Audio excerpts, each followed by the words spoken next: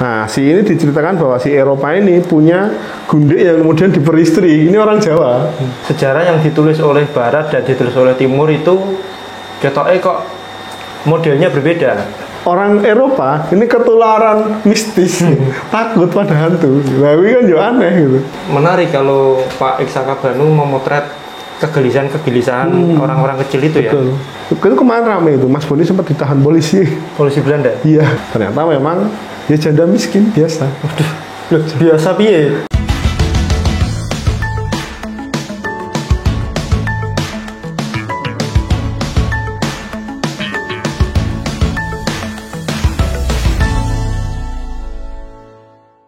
Selamat pagi teman-teman semuanya. Selamat datang di Buka Buku, sebuah video yang memberikan kesempatan kepada para pembaca di luar sana untuk bercerita, untuk membagikan informasi atau apa namanya ya, insight-insight yang didapatkan dari pengalamannya membaca. Begitu Mas, kita sudah bersama dengan Mas atau Romo Indra Agusta yang beberapa waktu lalu ini bukunya Iksaka juga Mas ya? Iya, novel Pangeran dari Timur. Pangeran dari Timur. Dan pada kesempatan ini Mas Indra membawa bukunya Iksaka juga. Betul. Judulnya Semua untuk Hindia. Sebelum kita ngobrol lebih lanjut Mas, kenapa memilih Iksaka lagi? Padahal kan banyak buku bahaya yang lain. Betul. Karena ya lagi sering mendalami ini sih, kayak karya-karya yang basicnya kolonial. Karena di Indonesia ini kan sedikit ya yang bikin cerpen, novel, tapi settingnya tuh kolonial yang tidak begitu patriotik Indonesia gitu. Maksudnya gak kudu Indonesia sentris gitu. Dan itu ruang-ruang sing apa ya? Ya kita pernah ngalami fase itu, tapi orang koyo sing diomongin ning sejarah mayor iki yo gak ngono banget gitu. Berarti jenengan ingin menguak cerita-cerita minor. Iya, jadi kan misalnya kayak nek Mas Iksaka Banu kan, karena Mas Iksaka Banu selalu main di ruang kolonial gitu. Maksudnya nek kolonial kan berarti sekitar kedatangan para ekspansionis Eropa itu sampai perginya mereka ya di Portugis ya. Portugis, Spanyol sampai Jepang, Jepang. Maksudnya di situlah ruangnya. Mas Iksaka concern ke sana ya? Iya, di situ. Mas Iksaka Banu kan ngeluarin 3 buku. Yang novel yang kemarin itu dibahas di sini juga, yang Pangeran dari Timur.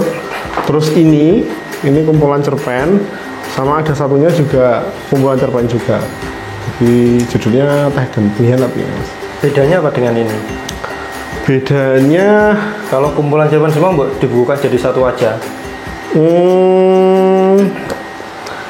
Lebih kayak kali ya Mas. Nah ini kan tematiknya lebih ke banyak cerita-cerita yang kayak kolonial ki nggak jahat gitu loh. Wah, aku angel tau. Kolonial ki nggak sepenuhnya jahat loh. Spiritnya itu malah. Nah, jangan-jangan dia antek-antek. Nah itu, saya sengaja ini karena karya ini tuh banyak dikritiki sastrawan-sastrawan Indonesia soal keberpihakan Iksaka Banu kemana sih gitu. Ini ngopo kok malah nggarap kolonial dan menceritakan kok malah melani kolonial kayak gitu. Tapi kan Mas Iksaka Banu kan juga ngambil misalnya kayak cerita-ceritanya siapa ya, kaum yang Indo gitu-gitu loh Mas, kan yang secara kulit Londo, tapi begitu dirinya sendiri ya sebenarnya sangat Jawa gitu. Nah itu banyak dikritiki. menguak kisah-kisah itu ya.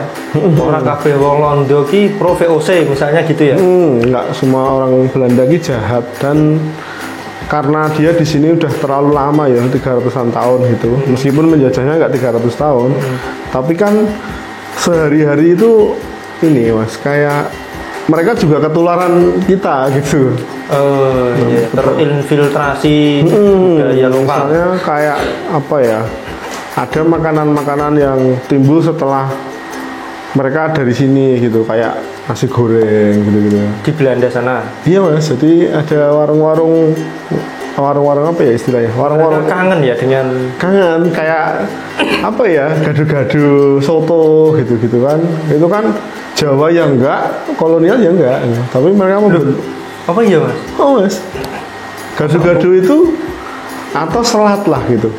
Ya. Salad yang Eropa kan ngono kae to bentukane, ngomong seledri, dikai apa sing putih-putih iku, salad iku. Nek ning kene dadi salad, dadi kayak bistik enek telure, terus kuahnya di coklat kuwi manis ya ngono. Jadi akulturasi budayanya itu masuk ke sampai hal-hal yang sampai kayak gitu. Makanan. Itu kan berarti jadi gak mungkin kita hanya apa ya, sepihak bilang bahwa sing Londo pasti jahat dan orang Indonesia pasti benar. Jadi karena kepastian hanya milik Allah ya. Pokoknya ngono. Jadi kumpulan cerpen ini, baik yang ini maupun yang Teh Pengkhianat, itu lebih cerita apa ya, mendudukan hal-hal yang kayak minor gitu, tapi sebenarnya itu terjadi. Berarti novel sejarah ini? Seperti yang di Pangeran dari Timur dan Teh dan Pengkhianat, semua karya Mas Iksan Kabano itu ada basis riset. Ada basis riset sejarah dan sangat kuat. Dia nggak ngompat pagar dari riset sejarahnya. Cuman dia ini isi sing kosong-kosong gitu. Nah, sing kosong itu udah dicerpen. Ya, nah, itu bagus nih. Itu sih. Alasan pribadi, karena gini Mas, apa ya? Aku tuh punya si Mbah Kakung. Mbah Kakungku itu dulu kerjanya di pabrik gula milik Belanda. Menjadi apa? Menjadi apa ya namanya yo? Nek bahasanya gampangnya hari ini mandor lah gitu. Jadi orang yang mengawasi perkebunan tebu di wilayahku gitu. Nah artinya kan anak-anak dari Simbah itu juga mendapatkan manfaat dari pabrik tebu ini, dari orang-orang Belanda ini, maksudnya gitu. Maksudnya ternyata juga nggak hanya kolonial, maksudnya dari lahan tebu ini juga orang-orang bisa bekerja di situ. Terus apa, orang-orang tua saya, saudara-saudara juga bisa sekolah gitu. Dan ternyata apa ya kolonial juga kayak gitu, ternyata enggak. Bahkan mungkin apakah itu menjajah ya juga nggak tahu juga. Di lingkup yang paling bawah kayaknya juga nggak gitu juga gitu. Tapi ini polemik asli gitu, maksudnya ketika karya ini muncul lalu apa memenangkan Kusala Sastra. Ini ini ya Mas, ini pemenang Kusala Sastra yang prosa tahun 2014 itu langsung muncul kritik di mana-mana. Mas sorry, Pak Iksan Kabano itu nggak melakukan itu nggak? Apa jenis biasa? Counter. Sing terus neng Deddy Kobuser apa jenis? Oh apa jenis? Pembelaan gitu. Pembelaan apa bahasanya? Neng Deddy Kobuser itu apa? Apa sih? Ya pembelaan itu. Setahu saya enggak. Tapi yang bilang ini malah sejarawan-sejarawan yang risetnya kuat juga. Karena kayak Pak Ariel Heryanto gitu-gitu, Profesor Ariel Heryanto, lalu beberapa Mas Boni gitu. Ada beberapa yang memang ini karyanya bagus, mendudukan dia kolonial, kolonial, terus sejarah sebagai sejarah gitu. Terus set sedikit ya Mas, untuk yang membedakan Kumcer ini sama Kumcer yang Teh dan Pengkhianat.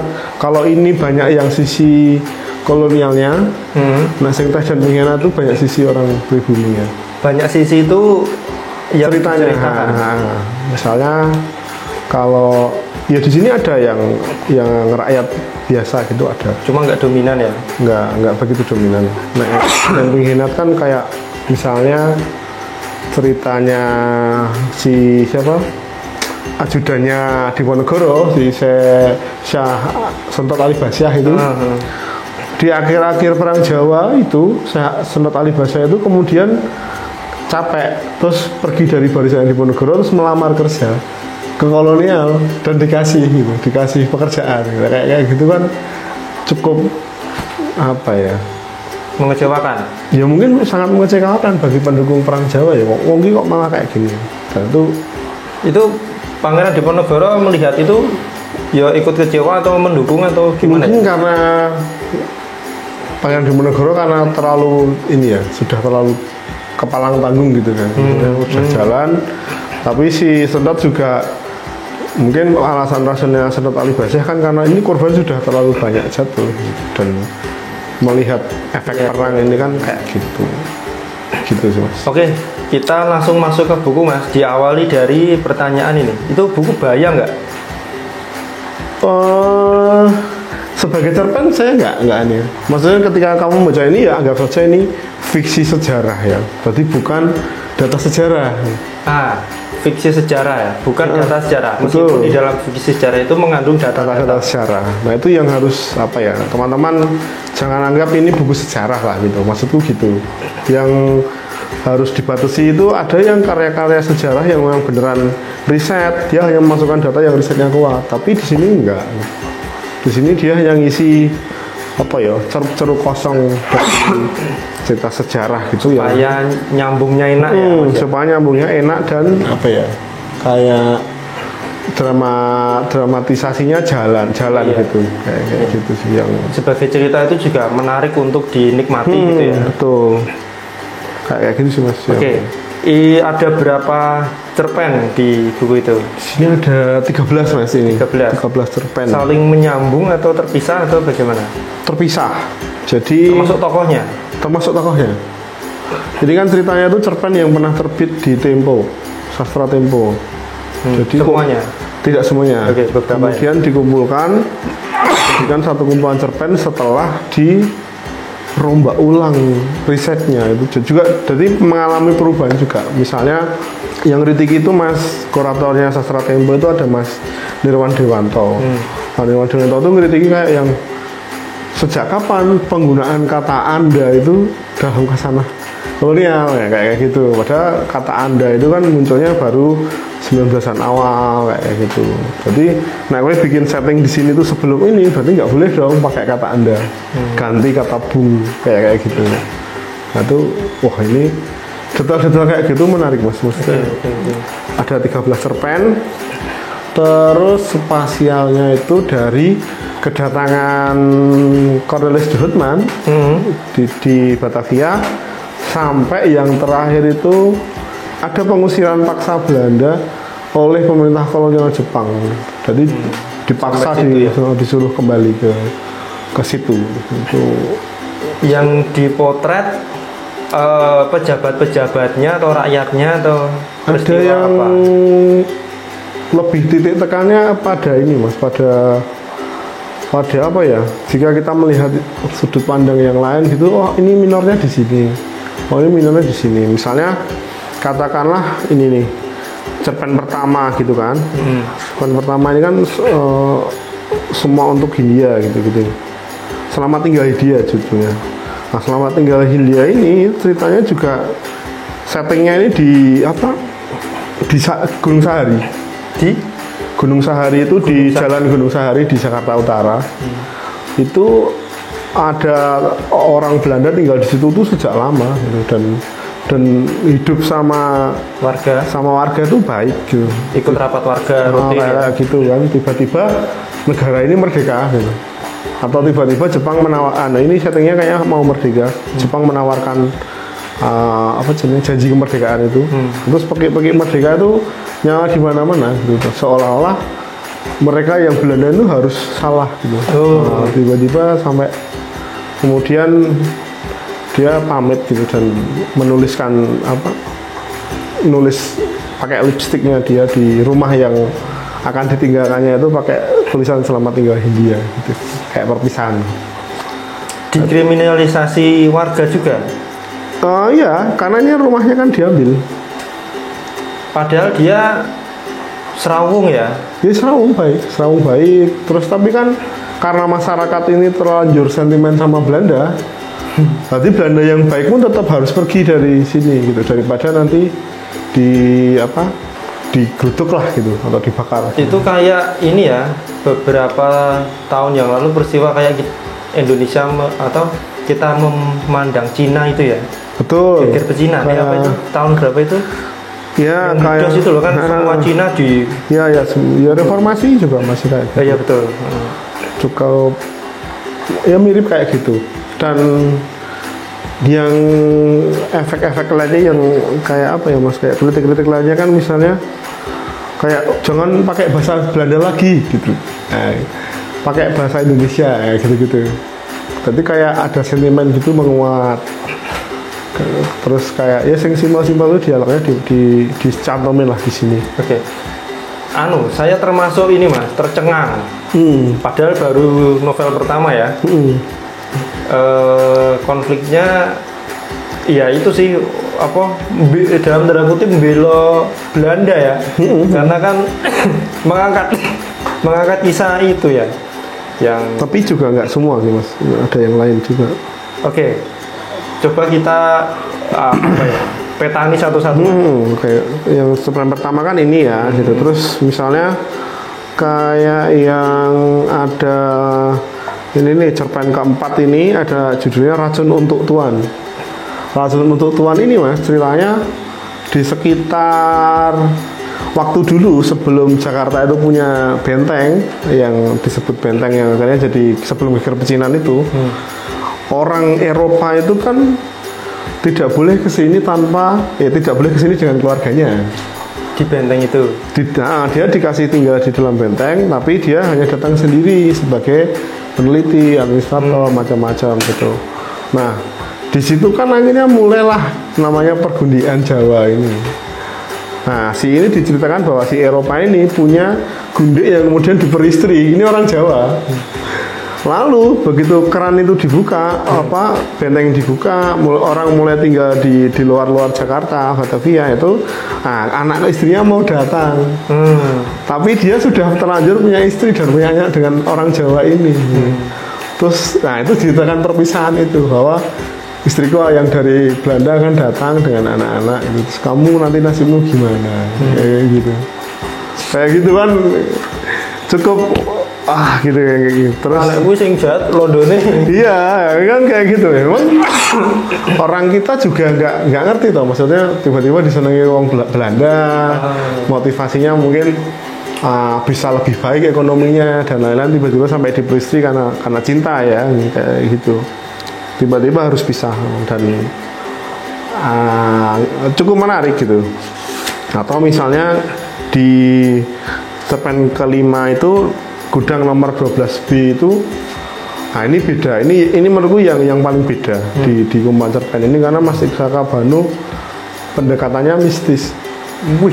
Jadi ada gudang itu di nomor 12B itu diceritakan mistis itu karena berasnya itu hilang terus. Jadi begitu panen habis ngedrop logistik di situ di gudang itu, besoknya itu selalu gudang itu kayak hilang gitu. Ludes apa berkurang, tapi nggak ngerti lewat mana dan lain-lain. Menariknya Mas Iksaka Banu menceritakan bahwa orang Eropa ini ketularan mistis, takut pada hantu. Tapi kan juga aneh gitu. Nggak fakta di depan mata ya kalau. Iya, itu kan ternyata terus ada rumor bahwa ternyata yang ambil ini hantu perempuan, macam-macam. Terus sampai akhirnya diberanikan itu. Terus gudang itu diawasi lah itu sampai ketika hantunya itu datang, konon pas hantunya datang itu dipergoki. Ternyata memang ya janda miskin biasa. Biasa piye? Janda miskin ya manusia miskin yang nyolong untuk warganya gitu. Tapi dandanannya kayak hantu, kayak gitu. Menarik. Kayak gitu. Ringan ya? Ringan tapi menarik gitu. Tadi ingin menceritakan bahwa saking ngeblendnya masyarakat kolonial di sini itu kita sampai takut dengan hantu-hantu Jawa gitu. Tapi piye meneh gitu.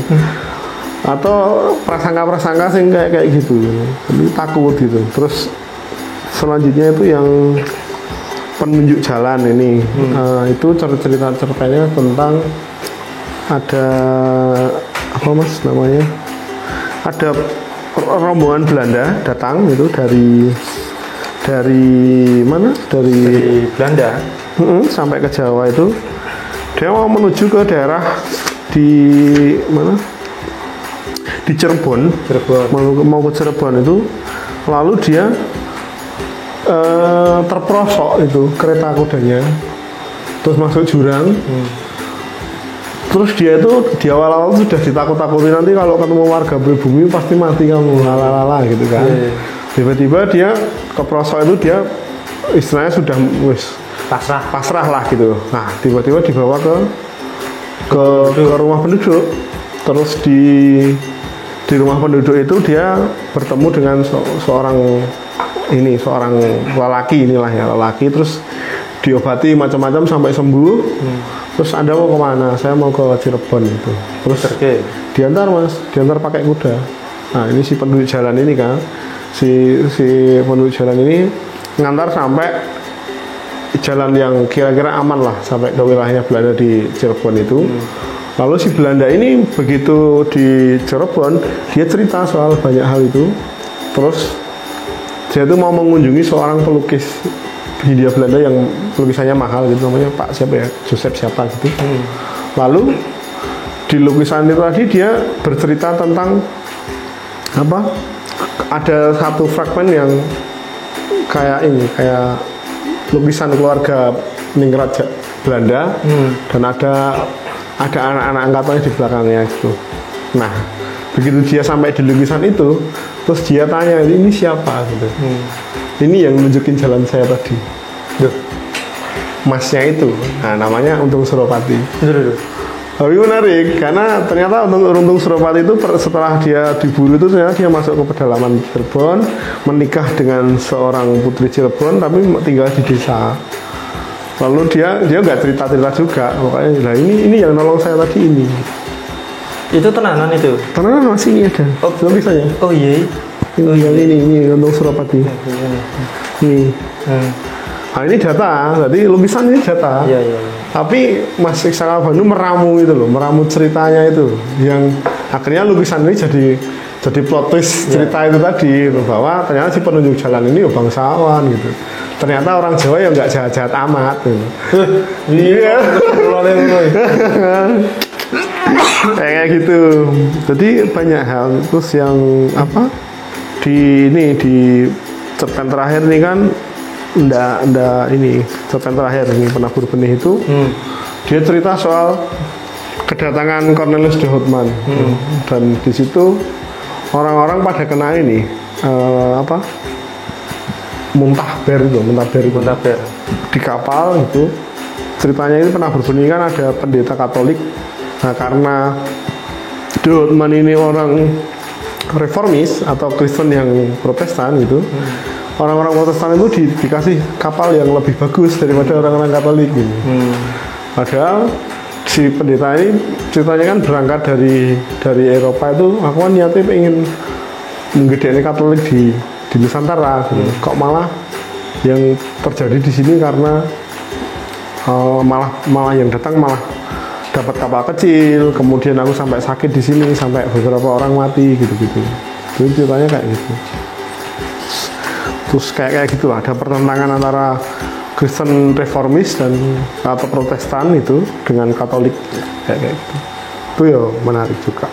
Oke, coba pinjam. Ini Mas, saya punya premis begini. Sejarah yang disampaikan oleh ini tiba-tiba ngono ya Ben, tidak terlalu panjang.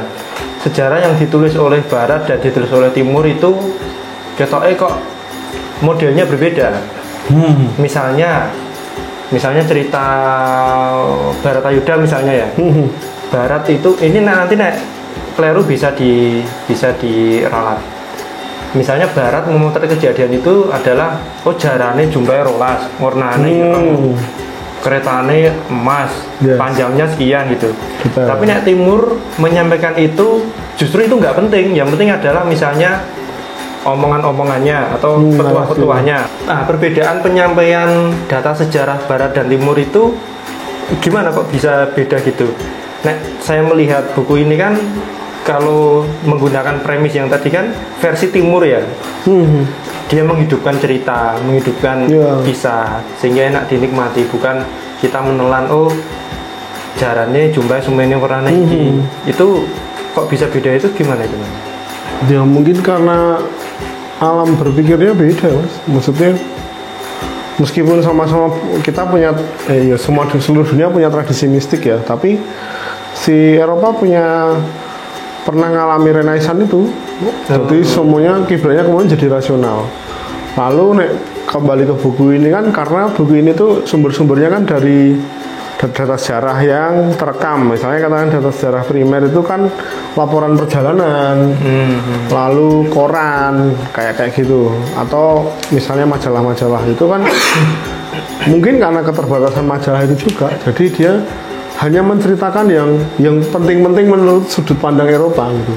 Kayak gitu, dan akhirnya data yang dikirim ke Eropa juga yang kayak gitu, Mas. Kayak sepanjang pengetahuanku kan Belanda itu orang yang sangat detail dalam sensus gitu. Ada beberapa laporan itu kan angka gitu sampai misalnya yang katakanlah di sini kan ada yang pollux itu apa? Penyakit kayak wabah itu dia punya sebenarnya laporannya kan ada angka-angka jelas gitu, bahkan satu orang pun ya ditulis ada satu orang di kabupaten ini nggak dihilangkan. Di sini kan kemudian berbeda, namanya ketidaktahuan itu di sini jadi ruang untuk masuknya mistis lagi. Atau kita muncul apa ya? Itu yang membedakan kan soal kayak alam berpikirnya itu nek di barat itu lebih lebih dingin lah gitu. Bahkan nek tidak ada datanya ya tidak usah. Nek di sini mungkin karena saking banyaknya arus yang kebudayaan yang datang dan saking kita menerimanya banyak kebudayaan, akhirnya alam berpikirnya itu jadi asosiatif sing berujung pada akulturatif gitu. Akhirnya nek ruang ini kosong ya digawein mitos, nek ruang ini kosong dihantu-hantuke gitu-gitu. Dan itu itu pembeda jelas ya, maksudnya sangat jelas gitu, sangat batas yang kita beda gitu. Kepentingannya juga beda ya, Mas. Barat mengumpulkan sampai rinci itu kan kepentingannya beda dengan tradisi timur yang pesan moralnya apa gitu. Misalnya podo-podo cerita Karno Tanding itu ketika rapat sopo sing arep dadi apa jenenge ketua medan perang itu panglima. Senopati perang kan misalnya ini ingin menceritakan bahwa mertuane apik si Salya yang ketika dialog itu dijadikan protagonis misalnya. Ada Sanggit Karnone adalah mantu idaman gitu-gitu ya. Kepentingan menceritakannya juga bisa dibelok-belokkan itu padahal peristiwanya sama. Nah, kembali ke buku ini 13 itu yang terus dijuduli besar Semua Untuk Hindia itu. Apakah kembali lagi ke kepentingan itu seperti apa? Sebenarnya kenapa kok dijuduli ini karena puncak kumpulan cerpen itu ya di mungkin di cerpen itu ada cerpen judulnya Semua Untuk Hindia. Dan sebenarnya benang merahnya itu ya segala yang terjadi di cerpen ini, kumpulan cerpen ini hanyalah untuk kejayaan Hindia yang ingin kemudian menjadi Indonesia, atau Hindia yang terus dieksploitasi oleh kolonial kan gitu. Oh, bisa gitu ya? Iya gitu. Terserah itu mau dari sudut pandang mana. Tapi kan yang diperjuangkan tetap sama ini, kepulauan Hindia Belanda ini ditarung dari mana-mana gitu. Ya itu kan yang cerpennya yang berjudul Semua Untuk Hindia kan basing settingnya kan di perang Puputan itu, Mas. Bali itu yang Majapahit. Bali. Oh, Bali. Yang terakhir itu kan Bali ini kan jadi wilayah terakhir yang dikuasai oleh Belanda. Waktu itu kan gubernur jenderalnya Van Mook. Nah, yang Van Mook itu kemudian sampai pada titik ya wes lah diserang aja gitu. Dan orang Bali itu pasti kalah gitu. Nah, ketika pasti kalah itu di situ diceritakan bahwa ada sepucuk surat gitu kan dimulai semua itu dia kan ada surat dikirim ke Surabaya terus diterima seorang ofisir Belanda. Ternyata ini perempuan Bali yang mencintai ofisir Belanda gitu. Tapi besok ketika pasukanmu datang itu aku yakin akan nggak tahu lah takdir yang menentukan yang kemudian terjadi di faktualnya puputan Bali itu kan habis itu nggak cuma yang laki-laki tapi perempuan dan anak-anak juga dihabisi semua gitu. Dan itu puncaknya kan itu maksudnya meskipun ini berkelindan cinta terus kita Belanda sudah dekat dengan warga situ macam-macam tiba-tiba ya pada puncaknya memang akhirnya politik yang mempertarungkan Hindia ini dari banyak sisi gitu. Akhirnya ya semua berteriak semua itu untuk Hindia gitu. Padahal ya Hindia sing ngendi? Apakah Hindianya republik ya? Atau Hindianya yang VOC gitu kayak gitu. Ya puncaknya di situ sih. Itu yang cukup dibul juga sama Profesor Ariel Heryanto soal cerpen itu gitu. Bahwa di setiap era itu ya ada orang pribumi yang jahat banget ya, ada kolonialnya yang jahat banget, ada yang tidak ya biasa-biasa juga ya, manusia lah ya, ada ya seperti biasa gitu, nggak bisa digeneralisir bahwa semua pihak kolonial itu salah gitu, meskipun pemerintahnya yang mengeksploitasi wilayah Hindia Belanda itu salah, jelas, karena politik, ekonomi dan ekspansi lainnya itu jelas salah, tapi orang-orang yang datang dari jauh ini itu kan ya nak wong melarat-melarat biasa atau sing pengen urip ning Londo untuk kerja jadi prajurit korban kebijakan perang terus mulai kok iso rada sugih gitu. Iya kayak jadi alat gitu mas ya misalnya prajurit aja kan tidak peduli rojone ya aku kembali lagi ini ke cerita Mahabharata. Prajurit kan orang peduli kepentingannya apa sing kleru sapa pokoknya dikon maju perang-perang gitu kan. Nah itu menarik kalau Pak Iksaka Banu memotret kegelisahan orang-orang kecil itu ya. Betul. Dia sangat memotret itu sih.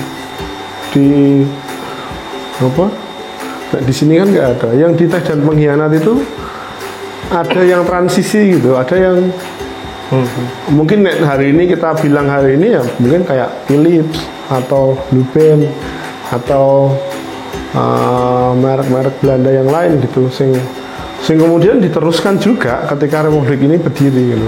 Nah itu ceritanya kan ada di Teh dan Pengkhianat itu toko roti gitu. Toko roti ini udah habis di empas revolusi gitu. Tiba-tiba negara ini berdiri. Terus ya kita sebagai pengusaha ya harus tetap produksi siapapun pemerintahnya. Wah, ini bakal roti ya. Wah, itu kalau ekonomi itu ideologinya juga piye ya? Itu cukup jadi pertanyaan juga yang di ini. Nah, di sini juga banyak contoh-contoh yang wah kok ini. Ada yang aneh gitu loh, kok ada ruang-ruang yang ya apakah orang-orang Belanda itu harus selalu salah gitu maksudnya, atau orang-orang pribumi yang apakah orang pribumi itu baik semua gitu kan kayak gitu, dan nyatanya juga enggak gitu-gitu amat gitu maksudnya. Mungkin eksplorasinya lebih luas ya, eksplorasi paling luas itu ya novel itu yang Pangeran dari Timur kemarin itu kan sangat luas ya. Iya, tapi pertanyaan itu nek sing ngomong pemerintah jadi rada wagu. Betul. Apakah pemerintah selalu salah? Iya. Apakah rakyat selalu benar? Persis ketika polemik kemarin Mas Budi Triana itu diundang secara pribadi di senatnya Belanda karena dia setelah dikontrak di Rijksmuseum sebagai kurator itu, Mas Boni kan lantang itu cerita bahwa peristiwa bersiap itu ada. Peristiwa bersiap? Nah, jadi ada peristiwa di transisi ini Mas, transisi antaranya Belanda Jepang. Antara Belanda ke Jepang ini ada peristiwa yang orang-orang kita itu kayak kemudian menjarah, membakar, menghancurkan patung-patung Belanda, merampoki marmer-marmer di makam Belanda, lalu macam-macam lah, mencuri mobil, macam-macam gitu, sampai ya habis itu, sampai akhirnya hari ini, misalnya hari ini pun kita refleksikan hari ini tuh teman-teman sejarah yang ingin mempelajari sejarah kolonial itu berat juga, karena nggak ada ornamen-ornamen, juga sudah banyak yang hancur. Nah itu peristiwanya bersiap. Nah Mas Boni untuk pembelaannya di situ itu kayak yang peristiwa bersiap itu bukan peristiwa tunggal. Oke. Karena kenapa orang bisa sebenci seperti ini pada Belanda itu nggak tunggal. Ada rentetan-rentetan belakangnya yang misalnya kayak si siapa Westerling gitu-gitu yang dekat itu, atau pembantaian di sepanjang sebelum Bandung Lautan Api itu, dari Depok, Bogor, Sukabumi itu kan enaknya mau pemerkosaan, penembakan, pembakaran dan lain-lain, dan itu nggak tunggal gitu. Maksudnya dendam-dendam itu numpuk tiba-tiba gitu. Ada kesempatan. Iya, dan itu kan itu kemarin ramai itu, Mas Boni sempat ditahan polisi Belanda. Iya, gara-gara bilang bahwa ya bersiap itu bukan peristiwa yang pas bersiap itu toh. Ada konteks lama. Ada konteks lama, ada dendam yang numpuk, ada ya macam-macam. Nah itu kan juga menarik gitu. Iya. Piala Dunia orang Indonesia dukung Belanda juga banyak ya. Yes. Di orange. Kalau segi sastranya gimana Mas? Nah ini mungkin ini akan bilang kritik ya.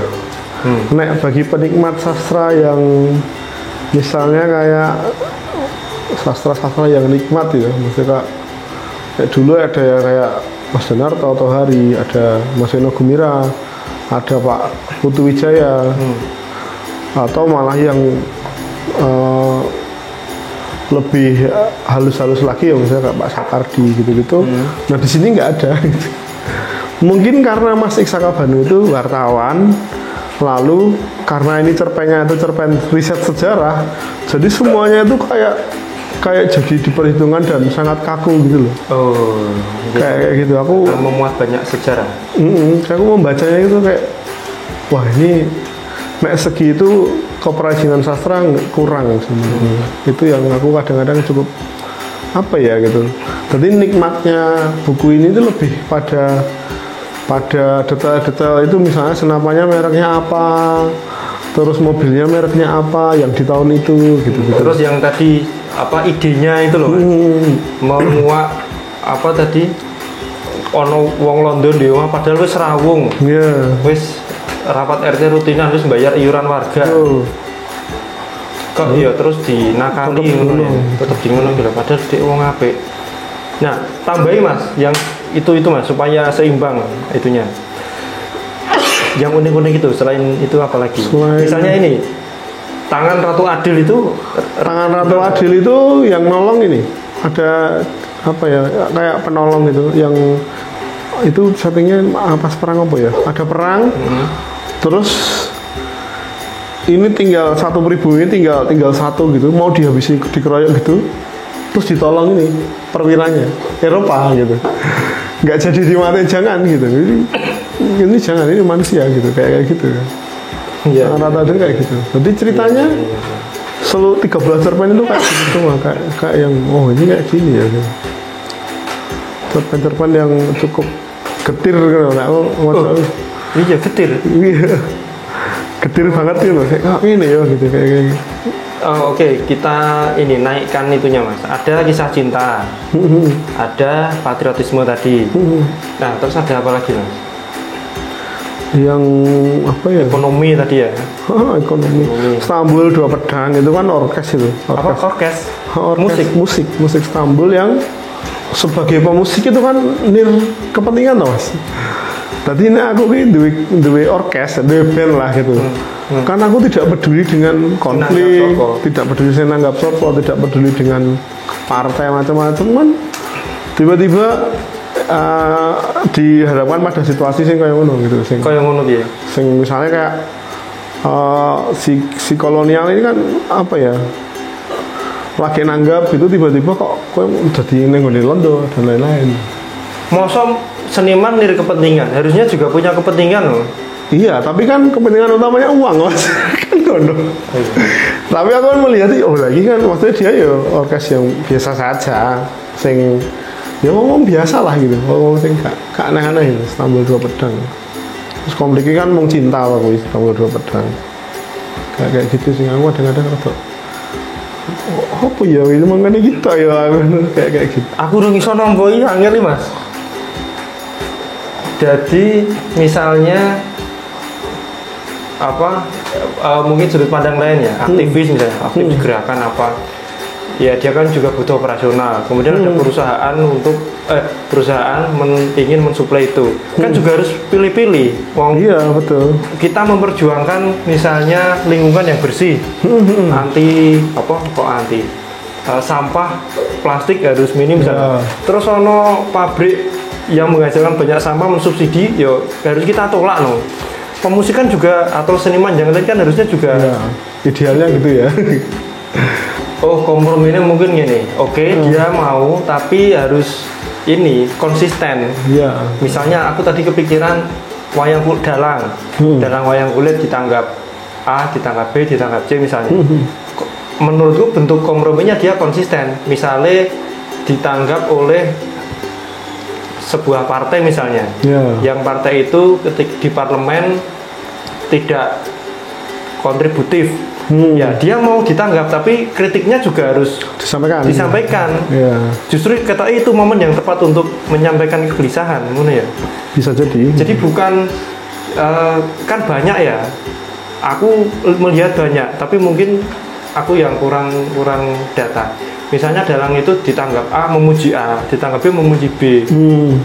Memuji terus gitu. Iya karena yang nanggap menurutku harus itu konsisten. Nek ra seneng kan bisa disampaikan dengan cara yang baik begitu. Betul. Itu mungkin lain ya. Tapi ya ada ruang-ruang yang lain kayak Mas Boni tadi diundang Belanda ya dia menyampaikan ngomong kritik. Oh ya mungkin karena cerpennya memang kayak gitu ya, ngomong ceritanya kayak gitu. Oke Mas, terakhir Mas. Ini apa poin ultimate-nya apa ketika banyak yang mengkritik, banyak kritikan, tetapi gimana ini layak baca atau harusnya dihindari ini? Kenapa gitu? Menurut gue ya layak baca gitu. Karena kan gini, setiap gini kan apa ya Mas, kayak yang membedakan Kusala Sastra dan DKJ misalnya. DKJ itu kan karyanya belum terbit. Belum dicetak gitu. Tapi yang masuk Kusala pasti cetak dulu baru dinilai ya. Cetak dulu, lihat respon masyarakat baru nilai. Nek DKJ kan karena wis sastra ya, sayembara novel misalnya itu kan sastra ya, dia parameternya kan parameter sastra gitu. Maksudnya kamu ada kebaruan bentuk nggak? Satu. Kamu ada keperajinan sastra nggak? Kamu ada banyak penggunaan kata-kata baru nggak? Atau kamu punya sudut pandang yang lain ya, misalnya kayak yang hari-hari ini misalnya dari kedaerahan yang lain atau yang sudut-sudut minor yang lain yang belum pernah dimenangkan oleh DKJ gitu. Tapi Kusala itu kayak selain keperajinan sastra, dia juga melihat kayak yang kenapa ini karya besar, kenapa karya ini begitu dilempar dapat respon yang besar, kenapa gitu kan, gitu, kayak gitu. Dan itu kan parameter ujinya ini kan begitu terbit Mas gitu kan. Nek DKJ kan enggak gitu. Nek Kusala itu kan nek itu udah terbit, coba nonton anime masyarakat. Kok iso bestseller gitu misalnya gitu kan, bestseller ini. Kok iso bestseller itu gimana caranya gitu. Yang cetakan pertama di 2014 ini. Terus kenapa pandangan masyarakat itu terhadap ini animenya besar meskipun kritik? Iya, meskipun kritik gitu. Berarti kan nek misalnya ada yang dukung, mungkin kayak orang-orang sing ya kayak aku ini ngalami kayak gitu Mas, ngalami mbah-mbahku gitu di stigma Londo gitu. Tapi ya mbahku ya wong Londo Jawa gitu kayak gitu.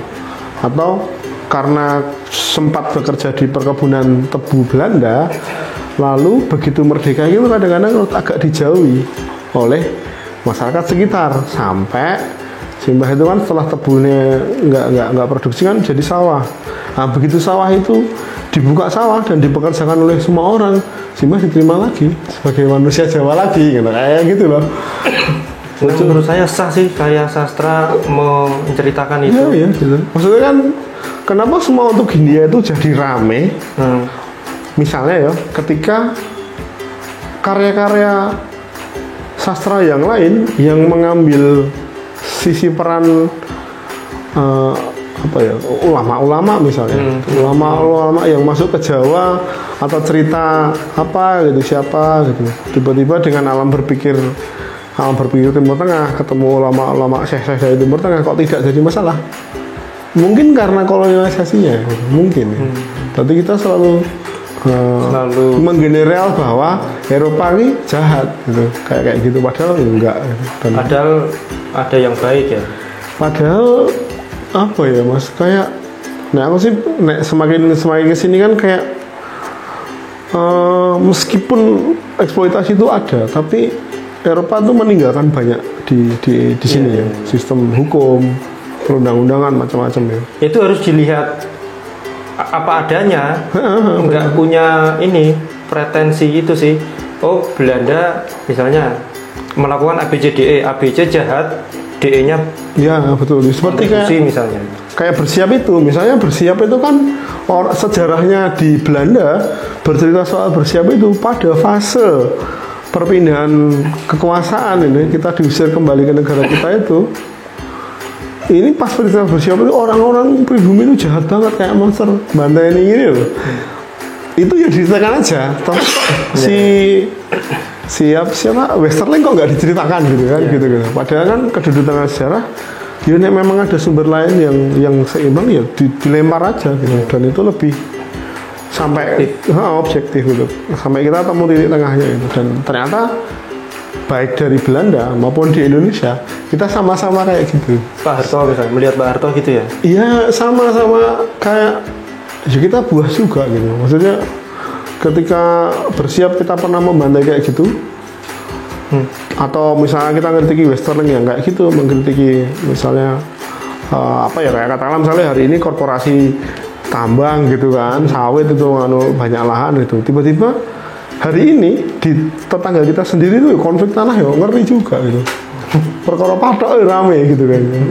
Nah itu kan yang jadi parameter kayak, atau malah petinggi-petingginya di sawit itu juga orang-orang kita sendiri, orang-orang Jawa sendiri yang menikmati hidup di dalam sistem itu, terus kemudian ya harus ikut sistem tapi malah mencederai masyarakat sendiri. Nah dari situ refleksinya dari cerpen ini kan kayak ya kita itu biasa-biasa aja sebagai masyarakat, ada yang jahat, ada yang baik. Dalam setiap masa itu di bawah ya mas ya, maksudnya kita bilang di masyarakat bawah itu, karena naik di atas itu kan jadi politik, jadi kepentingannya agama gitu, misalnya itu kudu Kristen arah ya rasa sekolah Kristen gitu misalnya, dan lain-lain gitu. Itu cerpen ini apa ya, kumpulan cerpen ini menurutku menang salah sastra karena titik tekannya di situ. Jadi fenomenal ya, terus menimbulkan kritik iya, gitu sih mas.